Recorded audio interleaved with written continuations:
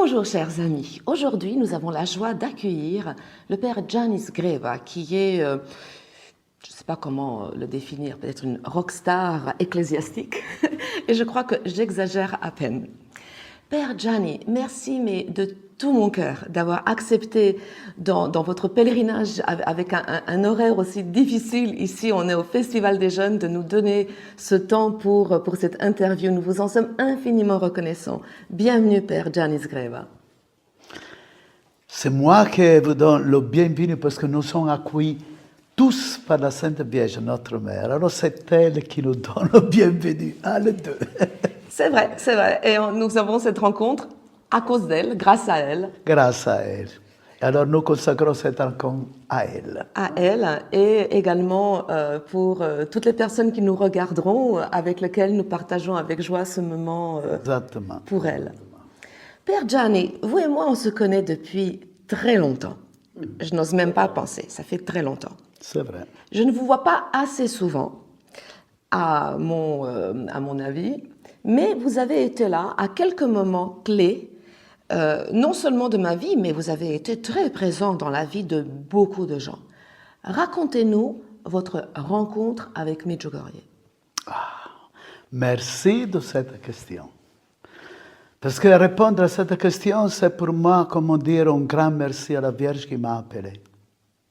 C'était déjà dans le mois d'avril 1984, exactement le lundi de Pâques, le 23. J'ai eu la grâce. Se sont créées des circonstances qui m'ont permis vraiment d'arriver avec un groupe de jeunes de Verona, ici à Medjugorje. Un voyage, fatigant, mais un voyage qui était si plein d'attentes. Mon Dieu, qu'est-ce que nous verrons ce soir? Qu'est-ce que nous allons expérimenter ce soir? Et c'est vrai, quand je suis arrivé le soir du 23 avril 1984, nous étions dans la pleine période communiste. Alors je ne pouvais pas porter d'habits. Hein? Là, la première chose, oh mon Dieu, je dis à mince détail, j'arrive à l'église paroissiale de Saint-Jacques, je me mets l'habit, j'entre et immédiatement, un père franciscain me dit, mon père, immédiatement dans la chapelle des apparitions. Quoi? Je n'ai pas demandé d'y aller. Allez-y. Et j'avais avec moi aussi un père passionniste, le père Thomas, vraiment un saint père passionniste, hein, qui était exorciste aussi. Alors les deux, nous sommes entrés et vraiment, la chambre, la chapelle était si pleine que nous pouvions avoir une autre place à notre aise. Mais nous restions devant les voyants. Alors, nous avions 5 voyantes en 84. Et alors, pendant l'apparition, mon Dieu, j'ai suivi toute la phénoménologie de l'apparition. Vous savez, le regard concentré dans son point. Et alors, ils avaient leur regard concentré derrière nous, derrière moi. Et après, quand ils sont agenouillés, dans une manière un peu immédiate, et après, le commence je dirais, musical, du mouvement des lèvres. Quand les premières lèvres de la première voyante s'ouvraient, les autres se fermaient, etc. C'était comme la musicalité de la concentration sur le point de l'apparition. Oh mon Dieu, c'était la première expérience que j'avais. À la fin de l'apparition, j'ai parlé avec mon confrère, le père passionniste, le père Thomas, et je lui demandais, parce qu'il avait vraiment le sens, comment dit-on, le sixième sens des choses de Dieu. Je lui ai dit, mon père, qu'est-ce que vous dites? Ici, digitus Dei est. Ici, il y a la loi de Dieu. Oh, merci, mon père. Vous m'avez aidé vraiment à entrer en ce que j'avais perçu vraiment en ce moment. Ok, après c'est là qu'a commencé tout. Et après nous sommes retournés encore une fois un mois après. le 25 mai. Après, j'étais en Irlande le mois d'août de cette année-là et je suis retourné de Dublin. Et après, à la fin de cette année-là, c'est 80-84, j'étais ici et j'ai fait la très belle rencontre avec mon ami, je le considère mon ami, René Laurentin. Et depuis lors, nous sommes vraiment devenus amis. Il est venu bien de fois me trouver, me visiter, converser avec moi, etc. Voilà, c'est mon commencement. Mais, dans la mesure que j'entrais en contact avec cet événement, tout me bouleversait. C'est-à-dire dans le sens positif, évidemment. Parce que je chantais que vraiment la Vierge voulait comment dit-on, faire l'absolution de moi parmi ces brebis. C'est-à-dire parmi le groupe de gens qui vraiment désirent servir l'accomplissement de son triomphe, du triomphe du cœur immaculé de Marie. Vraiment, alors, ça n'a pas été simplement une visite, une immersion progressive, mais été vraiment, comment pour moi dire, oh, qu'est-ce que tu me demandes, oh, maman? Qu'est-ce que tu me demandes? Et toutes les fois que je venais, jusqu'à voir, oh mon Dieu. Après beaucoup d'années, je dois le dire, ce qui s'est passé le 1er janvier 85, quand j'avais l'envie de célébrer la messe, la première de l'année, 85, dans la chapelle des apparitions, mais il a été défendu. Personne, aucun prêtre pouvait célébrer la messe là, mais je me rappelle, le matin du 1er janvier 85, je me trouvais devant la porte de l'église, de la paroisse, et en ce moment-là, le père Tomislav Pervan sort et me dit, en anglais, wollen Sie, Pater, die Messe in der Kapelle der Erscheinungen zelebrieren? En allemand. En allemand. Est-ce que vous voulez célébrer la messe dans la chapelle des apparitions? Quoi? Mais c'est vrai, immédiatement. Et alors j'ai eu la chance, la joie, la grâce, le miracle de célébrer là. Mais c'est là que ma vie a commencé à être transformée. C'est-à-dire, quand j'ai donné, distribué la communion, après la communion, j'étais là dans l'attitude de faire mon remerciement au Seigneur qui était dans mon cœur, qui était dans nos cœurs et de ceux qui participaient à la messe en ce moment-là, dans mon oreille droite, en italien, dati tutto a me, donne-toi tout à moi. Je regardais s'il y avait des visages de demoiselles, de dames, mais tout était vraiment... Parce que c'était une voix féminine que vous entendez. Féminine, franche, claire et pleine de douceur. Quelques instants après, dati tutto a me, donne-toi toute la main à moi. Et je dois ajouter une chose, que à cet âge-là, je ne voulais jamais me consacrer à la Vierge. Aimer la Vierge, mais jamais parler de consacration. Parce que je disais, lorsque je me consacre à la Vierge, ma vie sera totalement transformée. Et j'avais peur, je craignais. Parce que vous êtes prêtre passionniste. Oui, vraiment, toujours, j'ai cultivé un grand amour. Dans la simplicité, évidemment, un grand amour pour la Vierge, même me consacrer à elle, c'était quelque chose que je sentais que ce ne serait pas simplement une prière théorique, quelque chose qui aurait vraiment compris toute ma vie. En effet, c'est comme ça. Alors j'ai dit, parce que je ne connaissais aucune formule, même la formule de Saint Louis-Marie Grignon de Montfort, je ne la connaissais, je ne voulais pas la connaître. Alors j'ai dit, totus tous. Je suis tout à toi, selon les mots de Jean-Paul II. Non? Ma vie changeait. Alors, Medjugorje, pour moi, est devenu non seulement le lieu, la place, mais le temps. de la transformation de ma vie. Et alors, je me rappelle une chose, permettez-moi de dire ça. Dans l'après-midi, nous avions l'avion de Mostar jusqu'à Milan, à l'aéroport de Linate. Je ne sais pas ce que s'est passé à moi. J'ai demandé le microphone à la... Comment dit-on? À l'hôtesse. Non, à l'hostesse, non? Ah oui, à la stewardess. Exactement. Elle m'a dit, mon père, vous pouvez avoir dans vos mains le microphone. Quand j'aurai besoin pour donner des informations, vous me le donnerez. Oh, j'ai dit 2 heures de prière, en chantant, en priant. Même les gens qui sont venus simplement parce qu'ils avaient prénoté ce voyage, ils ont participé tous à cette cénacle. Attendez, que je comprenne bien. On est dans l'ère communiste encore. Vous avez un avion qui fait Mostar. L'avion, c'est un charter italien. C'est un charter italien. Mais quand même, vous prenez le micro et pendant tout le voyage...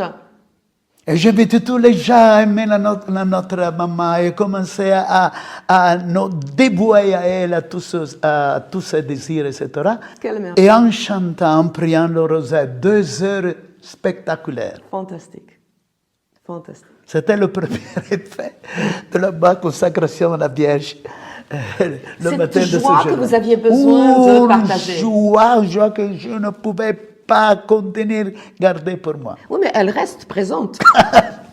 Merci à vous. Non mais, Père Gianni, vous et moi, quand on se voit, dans la rue ou n'importe où, on s'embrasse, on rigole et on est content de se voir. Ça, c'est, merci, Seigneur. Vous êtes quelqu'un qui diffusait la joie. Donc ça a commencé, vous avez l'impression, à ce moment-là. Oui, exactement. Tout a commencé le 1er janvier 85. Bon alors, après... Qu'est-ce qui se passe après? Parce que vous n'en êtes pas resté là, à juste prier dans un avion. Une histoire qui s'est déroulée, une grande histoire, pleine de chapitres. Allez, quelques grands chapitres. Mes contacts, par exemple, déjà dans ce mois-là, de janvier, mon coup de téléphone avec le cardinal Ratzinger. Nous sommes restés une demi-heure ensemble à parler de Medjugorje comme une chose spectaculaire. Après l'invitation qui est venue de lui, d'aller le visiter au Vatican, de rester avec là. Et après partager cette rencontre avec le président de la commission médicale de Milan. La commission, elle est revenue avec moi, Frigerio, Luigi Frigerio, et après avec moi, le père Don Gabriele Amort, et nous étions là ensemble, et le cardinal a partagé, comment dire, des tâches particulières pour Medjugorje, c'est-à-dire pour Luigi Frigerio, pour le médecin, c'est-à-dire continuer les analyses, etc. À moi d'être le pont de transmission, de connexion entre Vatican et les autorités ici, c'est-à-dire l'évêque de Mostar Zanic, le père provincial des franciscains, et suivre les voyantes à travers les franciscains. Et alors, depuis lors, j'ai commencé à venir beaucoup de fois ici, parce que je devais relater, donner mon relation à... Donc, à l'époque, le cardinal Ratzinger, Joseph Ratzinger, est responsable du dicaster... la congrégation de la foi. La congrégation de la foi. Donc, il vous confie à vous, prêtre italien, d'aider... En toute discrétion, évidemment, sans publier... Hein? D'accord. Il vous donne une mission, disons, discrète, pas secrète, mais discrète, de l'aider à acquérir des faits clairs sur les événements qui se passent ici. Et toutes les fois que je venais ici, je devais participer à toutes les apparitions. Le père Slavko était très content. Vous devez savoir un détail en particulier. Quand c'était 86, que les apparitions ne pouvaient pas arriver dans l'église, dans le balcon, mais dans la maison paroissiale. C'est moi qui ai dit, au nom de son père, de faire le passage. Donc vous avez pour vous ne proposé... pas déranger l'évêque Zanic, et alors on a commencé les apparitions dans la maison paroissiale, dans la chambre où c'était la chambre du père Slavko. Votre relation avec le père Slavko à l'époque? Oh, l'ami. L'ami, vous savez, un autre détail, quand vous allez au cimetière, et regardez la photo de Pedro Zavko. Là, il y a un visage qui manque, c'est le mien. C'est la photo qu'il a fait avec moi à Rome, quand il est venu me visiter le mois de mai 98. Oh. Et alors, on n'avait pas une belle photo de Pedro Zavko souriant, c'est tout là. On a trouvé la photo de lui avec moi. On a coupé mon visage, maintenant on a le visage. Quand vous y allez, ça doit vous serrer le cœur, en fait, de repenser à ces moments d'amitié, de ce qui s'est passé. Vous savez que quand je venais ici, Pedro Zavko, il voulait toujours que je restais avec lui. Et dans tous les cas, et après, il savait que quand il avait quelques problèmes, surtout avec le Saint-Siège, c'était moi qui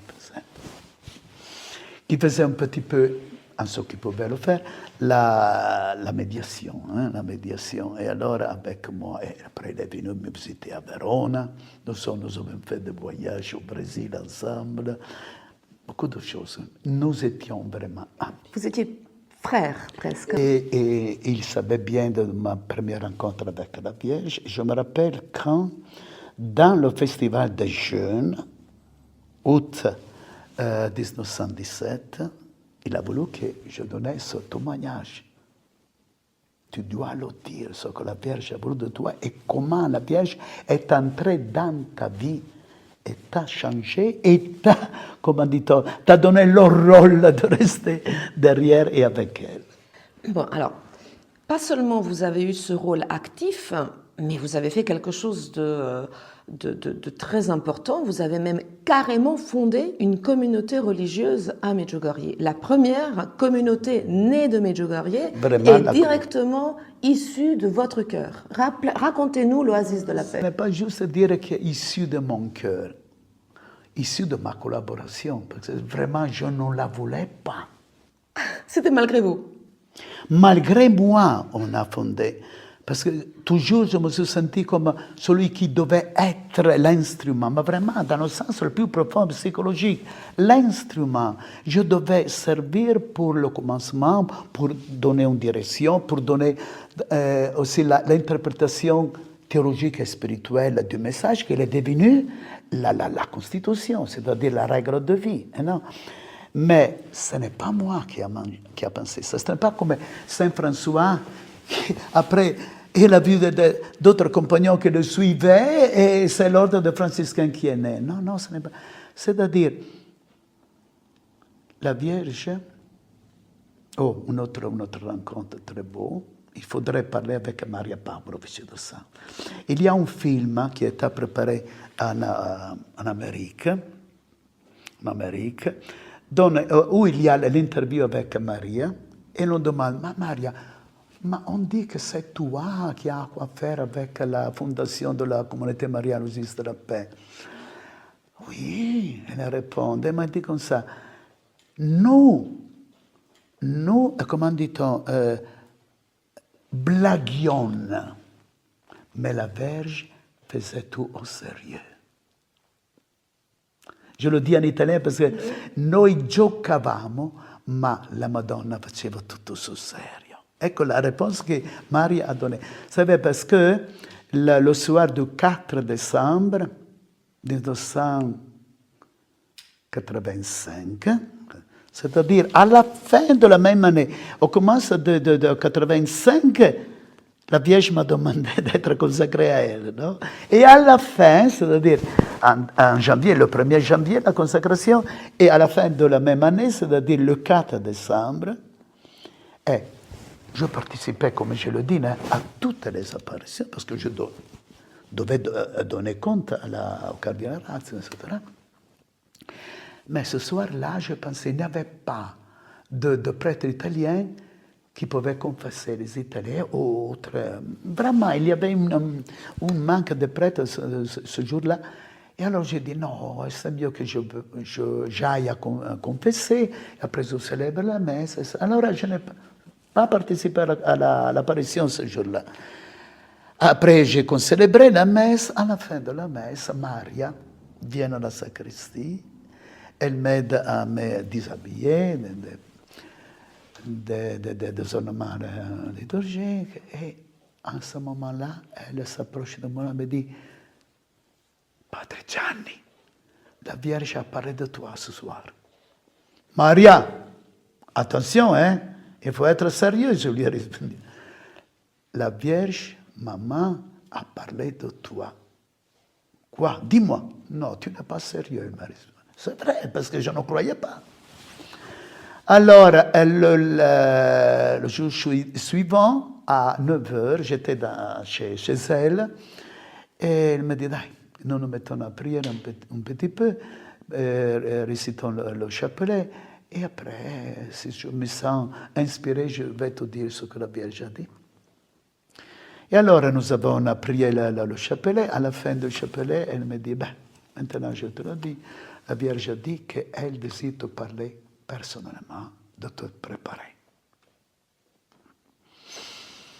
Alors, en ce temps-là, Maria ne parlait pas bien l'italien. Alors je pensais, peut-être qu'il y a quelques fautes de langue. Alors, attention, c'est tout échange la chose. Et non. Et avec, tu peux transformer totalement leur contenu. Alors je dis, tu me l'écris en croate. Elle me l'a préparé, je suis le Padre Slavko, je n'ai pas dit qui était le sujet, etc. Je dis, Padre Slavko, traduis-moi ce que la Vierge a dit à Gianni, pas Père Gianni, dit à Gianni, c'est ton fils, que je veux lui parler personnellement, qu'il se prépare. Et je le garde, hein, dans les archives de la communauté mariale, il y a ça. Alors j'ai répondu, Maria, si ce soir tu verras la Vierge, tu lui diras qu'avec Padre Gianni, on ne parle pas par les lèvres et les mots, mais à travers les signes. Mon Dieu. Dans ces jours-là, les premiers jeunes sont venus me demander d'être suivis pour donner une réponse qu'ils sentaient dans leur cœur, une réponse de collaboration, conversion avant tout, et collaboration avec la Vierge pour ce but, pour sa finalité, etc. Donc quelqu'un est venu vous voir pour vous demander de l'aider, de l'accompagner spirituellement. Oui, c'est jeune. C'est le premier prêtre, pas de Tiziano, le premier prêtre, un autre Stefano, qui maintenant est déjà décédé, déjà allé au paradis. Et après, les premières sœurs, etc.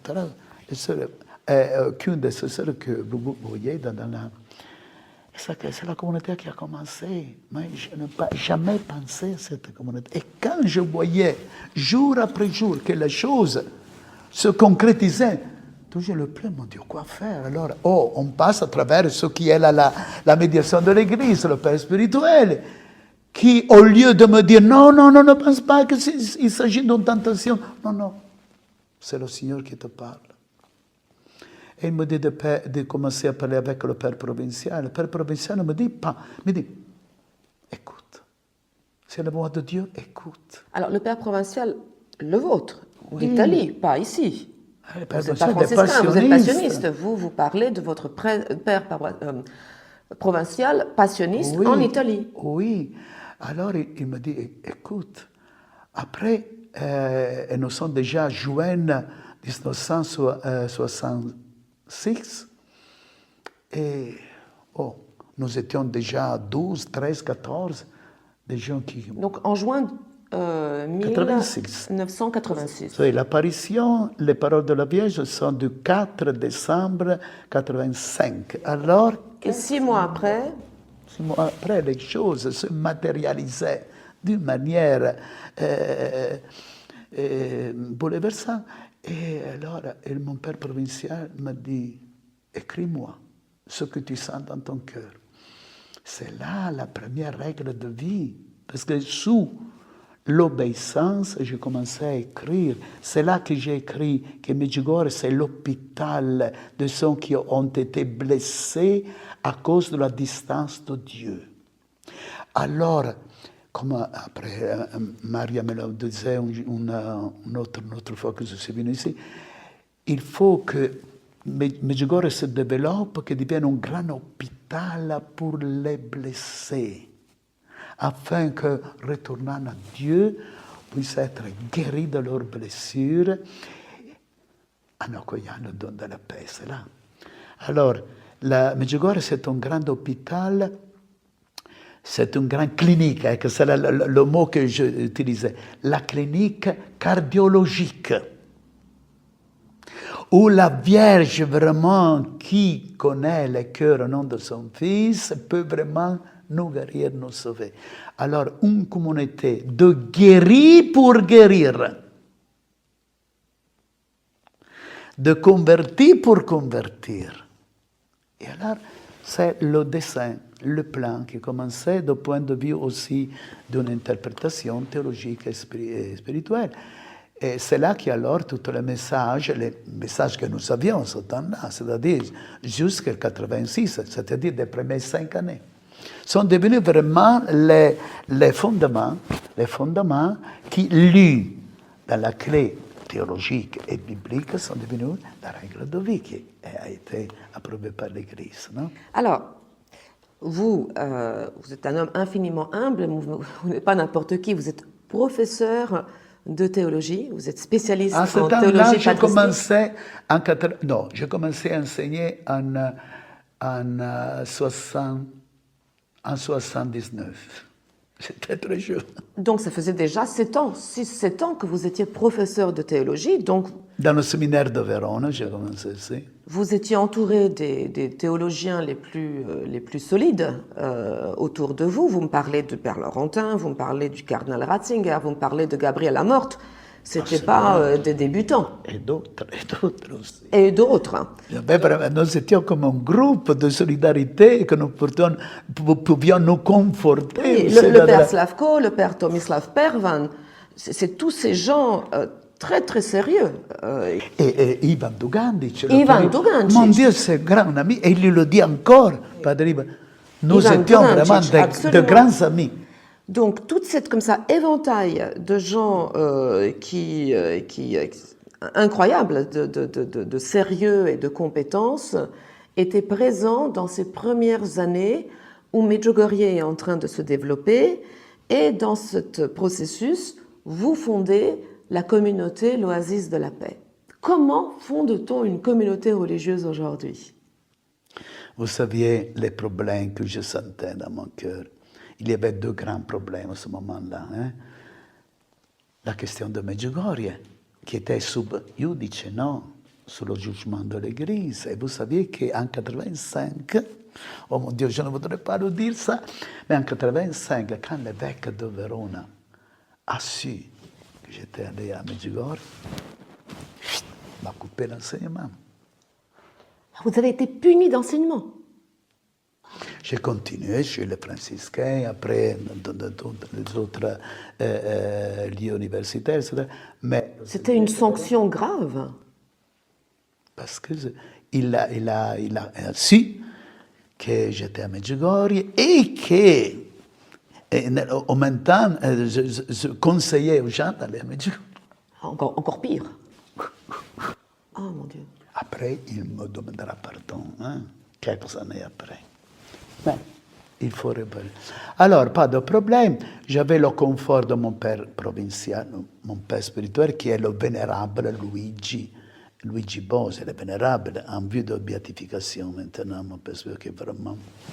Alors, le problème de Medjugorje, et qui a été résolu quand j'ai eu la chance de parler avec Saint Jean-Paul II.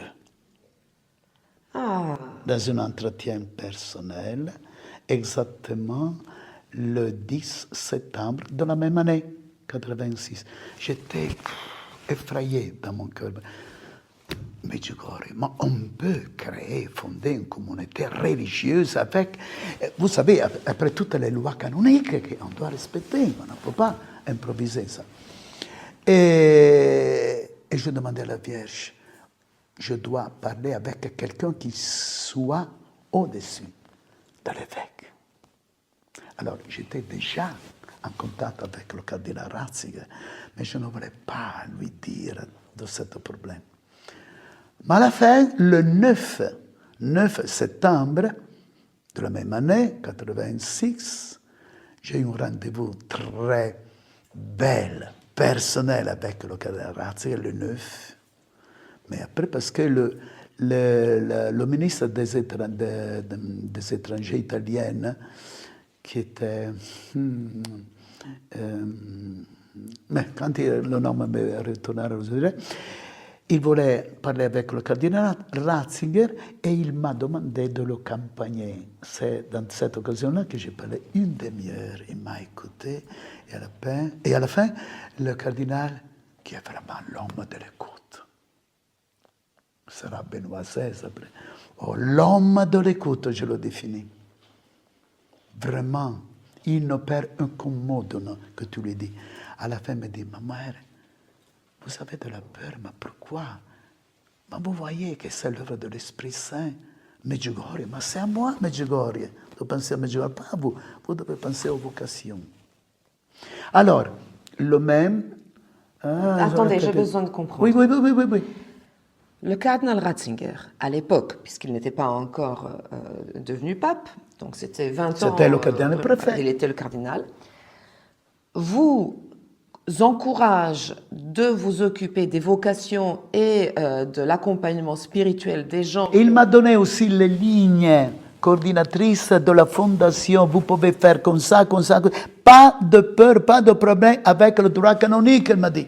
Donc l'encouragement complet Total. et parfait, total, de celui qui est en fait le chef, en fait, qui est celui qui peut vous, qui détient toute l'autorité de vous le donner. On ne pouvait pas aller plus haut. Celui qui, après, il aura la commission, etc. Alors, l'encouragement total, parce qu'il a suivi ce principe théologique qu'il faut distinguer, non? Ce qui sont les fruits de ce qui est l'arbre. C'est normal. Hein? Alors, avec la joie de ce confort, de cette réponse, vraiment, le cardinal m'a conforté. Et dès lors, nous étions déjà amis, mais nous avons continué à être amis encore plus fortement. Alors, le lendemain, la rencontre avec le Saint-Père. C'est le cardinal qui a provoqué la rencontre? Non, rien. C'est le même ministre. C'est le nom qui ne m'arrive pas, mais non, ça ne fait pas de problème. Et il a téléphoné à Castel Gandolfo, il a demandé une rencontre avec le Saint-Père. Saint-Père, le secrétaire a répondu ce soir, le Saint-Père a un dîner avec un groupe de Coréennes, de Corée. Alors, c'est difficile après de parler, mais demain, il retournera à Rome pour l'audience générale. Après l'audience, on pourra avoir ce temps. Et c'est fait. Après l'audience de mercredi, dans une petite chambre, on a conduit le Saint-Père, j'étais là déjà là à attendre, et nous avons parlé de ça. Alors, le Saint-Père, qu'est-ce qu'il m'a dit? Il m'a écouté, une autre, la personne qui écoute, cardinal Ratzinger, merveilleux. Il m'a écouté, et après il m'a dit, il s'approchait de mon oreille gauche, il m'a dit, et vous priez pour moi, hein? Mais sainteté, le problème de l'évêque de Vérone, le problème de... Medjugorje, les vocations de Medjugorje, c'est à vous de vous préoccuper de soigner et de faire un bon discernement des vocations. Maman, sainteté, hommes et femmes, si c'est Dieu qui désire, est-ce que moi va défendre, va empêcher? Et après je dis, mais nous pourrions commencer peut-être à Vérone avec... Alors, à ce moment-là, il me dit, mon père, la Vierge ira vous ouvrir toutes les portes. À ce moment-là, je me suis agenouillé, il m'a baisé dans le front, il m'a béni, et je suis parti avec cette joie de Saint Jean-Paul II. La communauté a été scellée, nous pouvons, par cette rencontre du Saint-Pape Jean-Paul II. Le futur pape Ratzinger et le pape Jean-Paul II vous ont encouragé, béni, aidé, inspiré. Je me rappelle une autre fois quand c'était avril avril 85, c'est-à-dire l'année précédente, quand le pape, dans une audience générale, je me trouvais au milieu des évêques et des cardinaux. Il est passé et il a salué tous, et alors moi aussi, et je lui parlais de Medjugorje quand il est passé. Alors il continue à marcher 3 mètres, il a fait, après il est retourné, s'est approché de moi, encore à l'oreille gauche. Mon père, tous les matins, je prie pour le bon, et il a dit in italien, pour il bon esito di Medjugorje. Pour la bonne voie de sortie, réussite. La réussite de Medjugorje. Tous les matins, je prie pour ça. Alors, il y avait une sœur derrière moi, je dis, mais est-ce que vous, mon père, qu'est-ce que vous voulez de plus? Vous avez entendu ce que le Saint-Père vous a dit? Extraordinaire. Je ne pouvais plus avoir de doute, non, sur Medjugorje, avec ce genre de confort. Donc, à quel moment la communauté Oasis de la Paix est-elle devenue une communauté complètement canoniquement reconnue, ou je ne sais pas comment on dit? Canoniquement reconnue était dans la Noël 90. 25 décembre, la première reconnaissance en association privée, après 5 ans, association publique, dans ce processus de devenir un institut religieux, comment dit-on, En italien? de nouvelles formes de vie religieuse, on dit-on. C'est-à-dire où il y a la présence féminine, la présence masculine en même temps, avec non seulement les consacrés et les prêtres, mais aussi le mouvement des mariés et le mouvement des séculiers. Alors, le commencement canonique a été exactement Noël 90, et après publiquement. Maintenant, on attend encore, parce qu'il n'y a pas une formule, il y a le numéro 65 qui parle de ces communautés, mais il n'y a aucune disposition canonique pour ce type de communauté, vous savez. Alors c'est le maximum. Alors les évêques qui donnent une coordination aussi aux prêtres, etc. Et on voyage de cette manière, hein, voilà. Dans combien d'endroits aujourd'hui existe-t-il des communautés qui sont des communautés de l'Oasis de la Paix? Alors nous avons ici la grande communauté de belle Medjugorje, la maison générale qui est aux portes de Rome, à Passo Correse, dans le diocèse de Sabina Poggio Merteto. Après, il y a une autre communauté à Foggia, pas loin de San Giovanni Rotondo de Padre Pio. Une autre communauté, c'était en Sardaigne, dans l'île de Sardaigne. Une autre communauté, la première, qui était dans le diocèse de Vicenza. Et après, une autre communauté au Cameroun, à Malbaio. Autres 2 communautés au Brésil, c'est-à-dire Quixadá, la plus ancienne, et la plus récente, c'est celle de Fortaleza. Et dans le parcours que nous avons vécu, il y avait aussi une communauté en Jamaïque et en Russie, qui pour le moment sont fermées. Qu'est-ce que ça vous a fait, après avoir porté comme un bébé cette communauté, de la remettre à d'autres pour être responsable? Mais c'est juste faire comme ça, c'est juste, vraiment. Je me suis toujours senti comme un instrument. C'est pas votre communauté. Exactement, ce n'est pas... Je me suis senti vraiment dans les mains de la Vierge pour l'aider à historiser la chose. Et donner aussi ce qui est l'implantation théologique et spirituelle, parce qu'on devait suivre des jeunes qui n'avaient aucune idée de la vie religieuse, de la vie consacrée. Aussi, ils avaient l'enthousiasme de la conversion, mais il fallait les former aussi. Alors, pour 17 ans, j'ai fait ça. Je continue à les suivre, évidemment. Mais c'était juste qu'en 2001, on avait le passage. Et je suis très content. Parce qu'après 21 ans, je vois que la plante continue à croître. Ça doit être une grande joie profonde pour vous. Oui, parce que je pensais, et si je meurs? Et ils ne sont pas capables de suivre la fondation. Je vois qu'ils sont capables, c'est ma joie. Bon, alors maintenant, Don Gabriel Amort est décédé.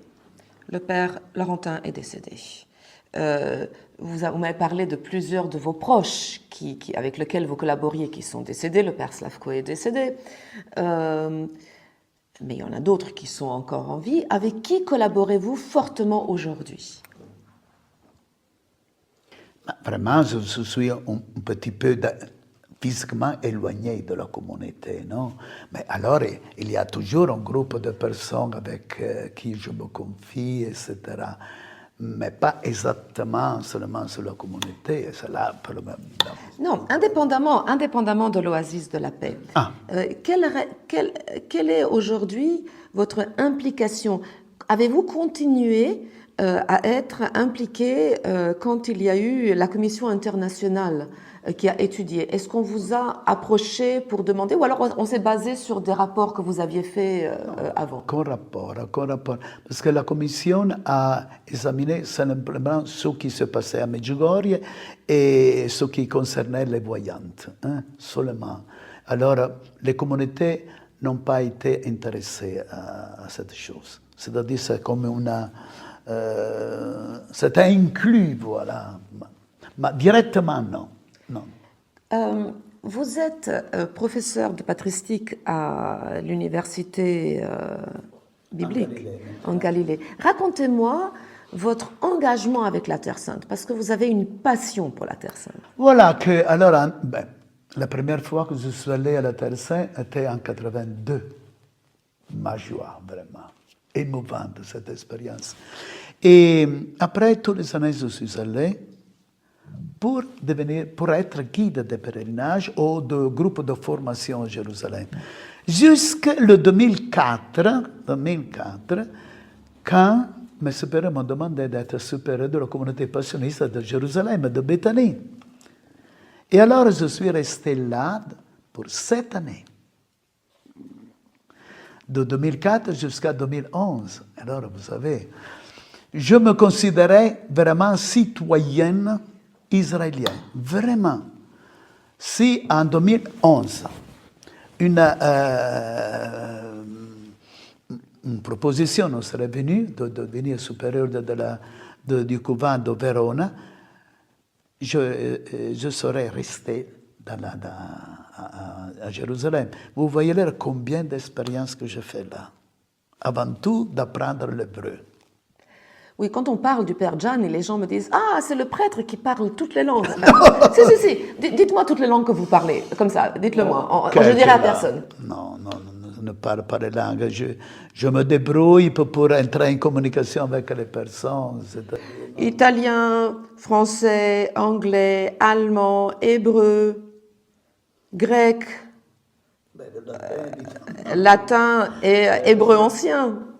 Et l'hébreu ancien, pas seulement l'hébreu ancien, mais l'hébreu moderne. L'hébreu moderne, c'est comme un ancien, pas de problème. Il y a seulement que quelques différences, mais très, très, très petites. Bon, alors, 7-8 langues. Vous comprenez bien le croate avec le temps. Et le finnois.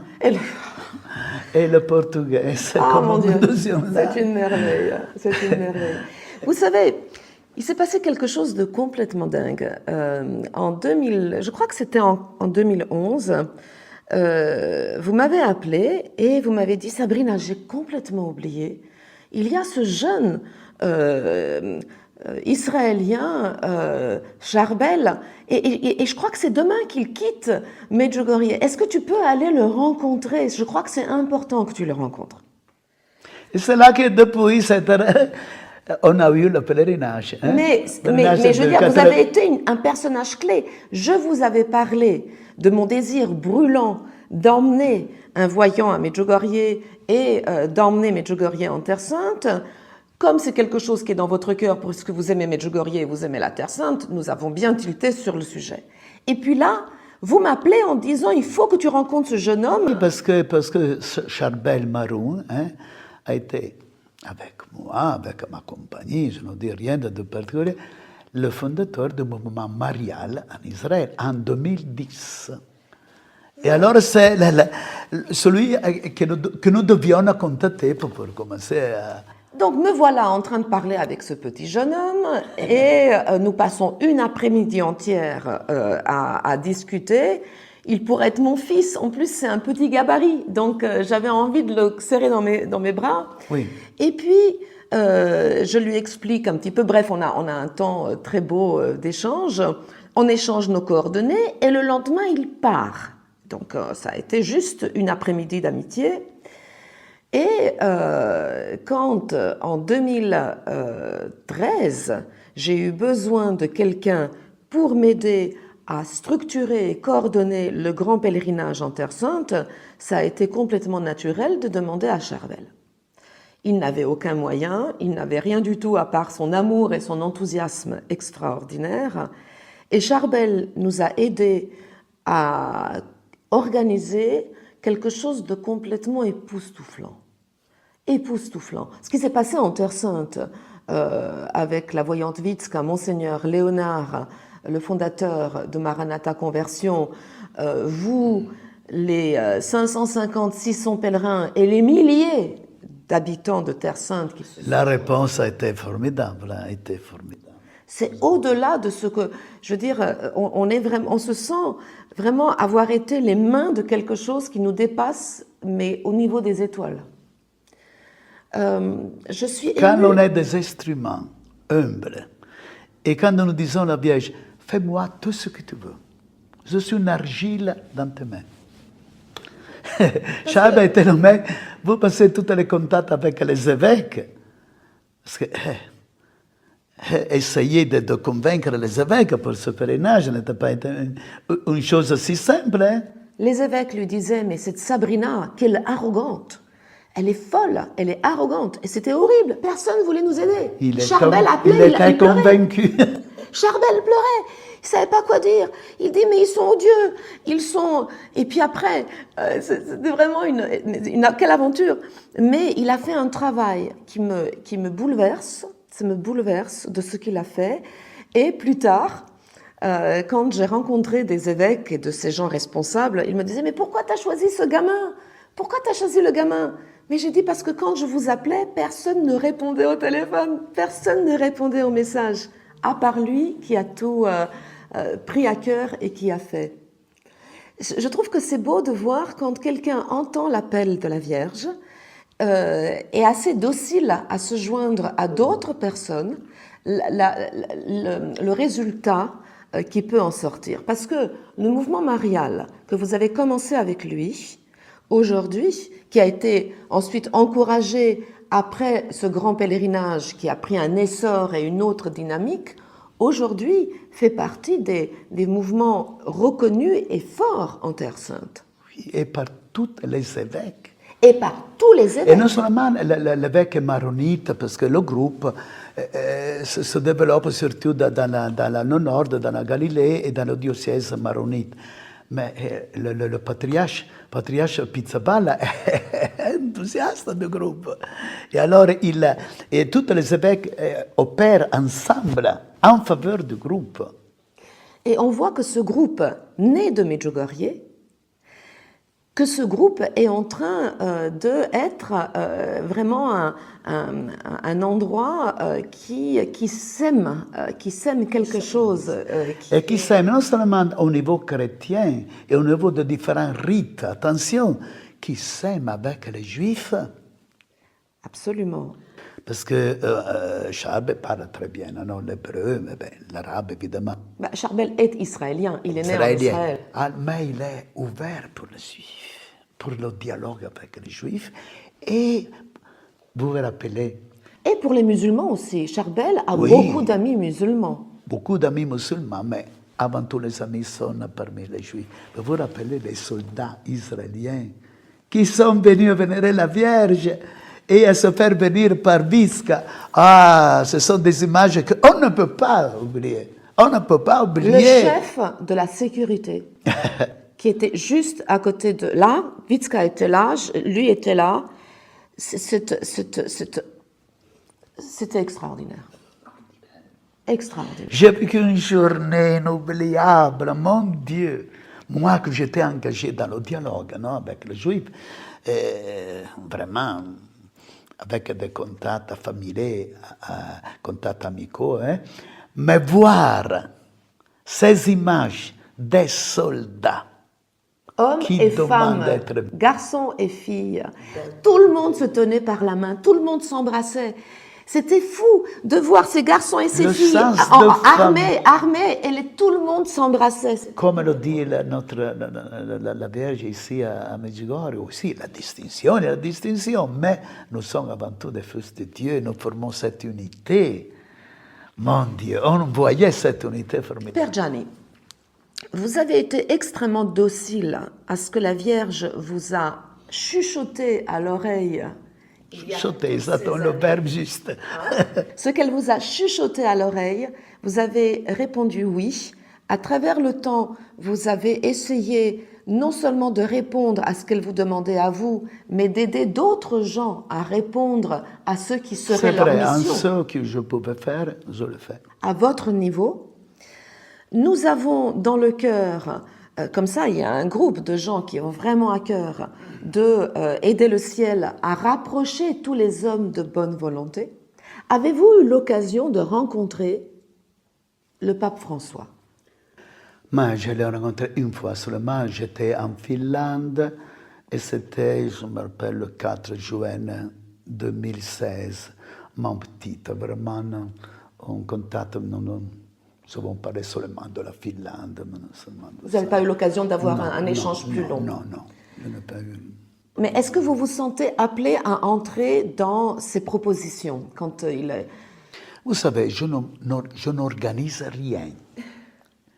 Je ne planifie rien. Rien, jamais. Je ne sais pas ce qui va se passer demain. Vous vous laissez porter? Vraiment, c'est ma philosophie. Ma philosophie spirituelle, de se faire porter. Vous vous laissez porter et puis vous êtes dans la joie alors? Et vraiment être ouvert à toute initiative de la Vierge, n'importe quelle. Où voyez-vous Medjugorje dans le futur? Mon Dieu, c'est facile de répondre à cette question. Regardez Medjugorje dans ce jour. Nous sommes au Festival des Jeunes. Mon Dieu, un monde dans les mains de la Vierge. Ce qui sera le monde dans les mains de la Vierge. Vous voyez, nous avons une idée qui est encore petite, parce que vraiment nous sommes beaucoup, mais c'est une idée petite du monde entier. Quand retournera le monde dans les mains de la Vierge? Quel prodige!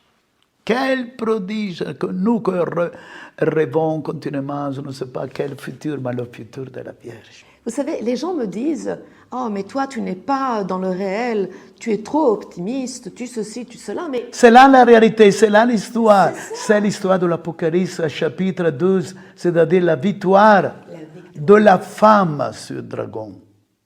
Hein? Et nous sommes les sommes petits dans la soldats. pleine histoire. Et nous sommes ces petits soldats qui aidons. Exactement. Père Gianni, nous allons sûrement être appelés à continuer dans ce chemin complètement fou et travailler avec vous main dans la main. Je pourrais danser de joie. Je suis là à dire mon oui. Formidable, merci Mon beaucoup. oui, vraiment. En fermant tous mes yeux, je ne sais pas ce qui se va passer demain. Avant, Vierge Sainte, totus tous. Amen. Quand j'écris mon email, totus tous, hotmail it, totus toujours. Et quand je fais quelque chose, n'importe quelle chose, la plus petite, la plus grande, je me consacre. J'ai consacré notre rencontre, évidemment, ce matin, la Vierge, ma maman, je te consacre ce qui se passerait dans cette interview. Tout doit être à toi. Je vous souhaite à vous tous qui nous regardez, d'avoir l'honneur, la joie, la bénédiction de passer un temps avec le Père Giannis Greva, qui a été notre invité aujourd'hui. Merci beaucoup pour votre attention, pour votre amitié, et vraiment, venez nous rejoindre, quoi que nous ayons dans le cœur et que le Seigneur va organiser avec nous tous, vous et nous. C'est le monde du futur de la Vierge qui va lentement, mais absolument se dérouler, se développer. Merci de toute participation à ce monde nouveau. Amen. Amen. Et que toute la paix puisse habiter nos cœurs. Amen. Amen.